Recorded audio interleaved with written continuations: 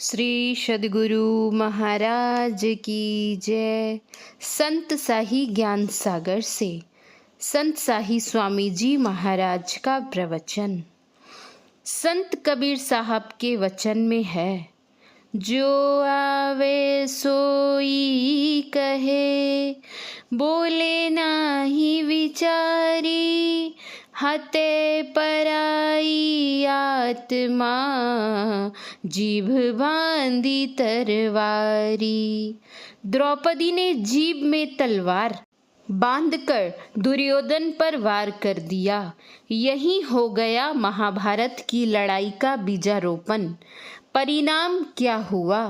द्रौपदी के साथ क्या सब घटनाएं घटी, वह बीच सभा में लाई गई। भगवान कृष्ण की कृपा से लाज बच गई। कहने का तात्पर्य है, कर्म फल से कोई बच नहीं सकता।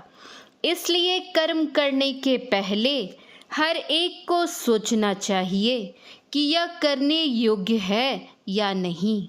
इसका प्रतिफल हमारे सामने कैसा आएगा। तात्पर्य यह कि इस शरीर में मैं वह हूँ जिससे शरीर के होने का बोध होता है। यह शरीर मेरा है, ऐसा कहने वाला इस शरीर के अंदर शरीर से भिन्न है। कहाँ हूँ आप देखिए। यह सारा ज्ञान हम जीवात्मा को होता है। आँख नहीं देखती है, कान नहीं सुनता है, किसी इंद्रिय को कोई ज्ञान नहीं होता है। मरने की बात जाने दीजिए। जब हम गहरी नींद में चले जाते हैं, उस समय हमारी आँखें नहीं देखती हैं, कान नहीं सुनते हैं, नासिका को सुगंध दुर्गंध का ज्ञान नहीं होता है, जिह्वा को रस का ज्ञान नहीं होता है, त्वचा को स्पर्श का ज्ञान नहीं होता है। क्यों? उस समय हम इंद्रियों के घाटों से कुछ हटे होते हैं। सबको पता है, जब नींद आने लगती है तो मालूम होता है कि शक्ति भीतर जा रही है। हाथ ढीले पड़ रहे हैं, पैर ढीले पड़ रहे हैं, देखने की शक्ति कम हो रही है, सुनने की शक्ति कम हो रही है। कोई कहानी कह रहा है, दूसरा हुंकारी भर रहा है। कहानी कहने वाला कह ही रहा है, लेकिन हुंकारी भरने वाला कहाँ चला गया पता नहीं। कहने का तात्पर्य, शरीर के अंदर हम जीवात्मा जो हैं, ज्ञानमय तत्व हैं। हम इंद्रियों के सहारे ज्ञान करते हैं। इन इंद्रियों के सहारे बाहर का ज्ञान होता है। आँख बाहर का दृश्य देखती है, कान बाहर का शब्द सुनता है। जितनी भी ज्ञान की इंद्रियां हैं, सब बाहर का ज्ञान करती हैं। यहाँ तक कि यह जिह्वा अच्छी अच्छी मिठाइयों का स्वाद लेती है, लेकिन जब मिठाइयाँ कंठ के नीचे चली जाती हैं तो स्वाद समाप्त हो जाता है। जब तक जीभ पर है तभी तक स्वाद है। सभी इंद्रियों से बाहर का ज्ञान होता है। हम तो हैं भीतर, अपने आप का ज्ञान कैसे होगा? संत महात्मा लोग कहते हैं कि जिस ज्ञानमयी धारा से इंद्रियों के माध्यम से बाहर का ज्ञान करते हो, उस धारा को अपनी तरफ करो। जिस तरह अपने शरीर को देखने के लिए औरों का देखना छोड़कर अपनी दृष्टि शक्ति को अपने शरीर की तरफ करते हो, उसी तरह अगर अपने को देखना चाहते हो तो आंखें बंद करके देखो। आंखें बंद रहने पर क्या दिखाई देता है? अंधकार दिखाई देता है। हर एक को अंधकार देखने में आता है। गोस्वामी तुलसीदास जी महाराज लिखते हैं, काम क्रोध मद लोभ रत, गृहासक्त दुख रूप, ते किमि जानहि रघुपति ही, मूढ़ परे तम कूप। इस तमकूप में पड़े हुए हैं। इसी तमकूप में पड़े रहने के कारण मूढ़ बने हुए हैं। अंधकार में अज्ञान होता ही है। बिजली बत्ती जलाने की क्या आवश्यकता है? यदि बिजली बत्ती नहीं जलाएंगे तो क्या पता कि कौन आया, कहाँ बैठा और कहाँ क्या है। प्रकाश में ज्ञान होता है। हर एक जीव को अंधकार में अज्ञान होता है। हर एक जीव अंधकार में पड़ा हुआ है। यह अंधकार क्या है? संत कबीर साहब कहते हैं, यही है चोर का नगर। चोर को अंधकार ही अच्छा लगता है। गोस्वामी तुलसीदास जी महाराज लिखते हैं, चोर रही चांदनी राती ना भावा। चोर को चांदनी रात अच्छी नहीं लगती। आश्रम निवास के पहले मैं जहाँ रहता था वहाँ से थोड़ी दूर पर बेलदौर बाजार था।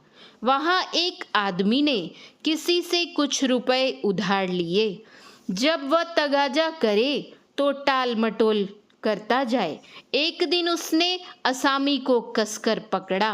वह बड़ा जबरदस्त आदमी था। बोला, बिना लिए नहीं छोड़ूंगा, तुमने मुझे बहुत परेशान किया है। उसने जब देखा कि नहीं मानेगा तो कहा कि अच्छा मालिक, जब इतने दिन ठहर ही गए तो जरा अंधरिया कृष्ण पक्ष आने दीजिए, आपको कुल रुपए भुगतान कर दूंगा। परंतु वह राजी नहीं हुआ। तब 1-2 दिन का अवसर लेकर उसने अपने उसी स्वामी के घर में चोरी की। घी के कई टीन चुरा कर बेचे और रुपए अदा करने के लिए गया। वह कहने लगा कि अरे, तुम मेरे ही घर में चोरी करके मुझे ही रुपए देने आए हो। चोर ने कहा कि मालिक, मैंने तो पहले ही कहा था कि अंधरिया आने दीजिए, आपने नहीं माना तो मैं क्या करता। अगर दूसरी जगह चोरी में पकड़ा जाता तो खैर नहीं होती। आप तो मालिक हैं, आप पकड़ भी लेते तो आपसे मुझे उतना डर नहीं। उसने कहा, तुम मेरा घी वापस कर दो, जाओ अंधरिया में देना। कहने का तात्पर्य यह कि चोर का काम बनता है अंधकार में। हम लोग आंखें बंद करते हैं तो अंधकार दिखाई पड़ता है। यही चोर का नगर है। अंधकार है कहाँ? आँख के नीचे। हम लोगों का यह शरीर पिंड कहलाता है और आँख के ऊपर ब्रह्मांड। आँख के नीचे के पिंड भाग में अंधकार भरा हुआ है। परमाराध्य श्री सद्गुरु महाराज के वचन में है, स्थूल दृश्य पिंड तोर, भरा अंधकार घोर। यह अंधकार का मंडल है। इस अंधकार के मंडल में चोर कौन है? आँख, कान, नाक, जिह्वा और त्वचा, ये 5 ज्ञान की इंद्रियां जो हैं, यही हैं चोर। चोर क्यों कहा? जो नहीं देखना चाहिए, जो नहीं सुनना चाहिए, जो नहीं खाना चाहिए, जो नहीं छूना चाहिए, जो नहीं लेना चाहिए, और वे सब चीज़ें भी जिनके लिए वेद शास्त्र, साधु महात्मा गण और ऊंचे विचार के लोग मना करते हैं, हम लोग लेते हैं। यह चोरी नहीं तो क्या हुई? संत कबीर साहब के वचन में है, 5 चोर बरजोर, कुसंगी अति घने। सत्य क्या है?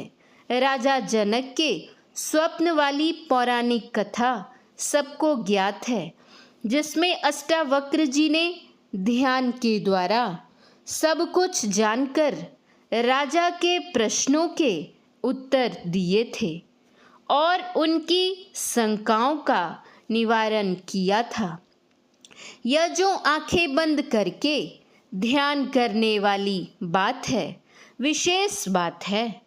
वैसे तो लोग कहते हैं कि ये सत्संगी लोग अख मुन्ना, आंखें बंद करने वाले हैं।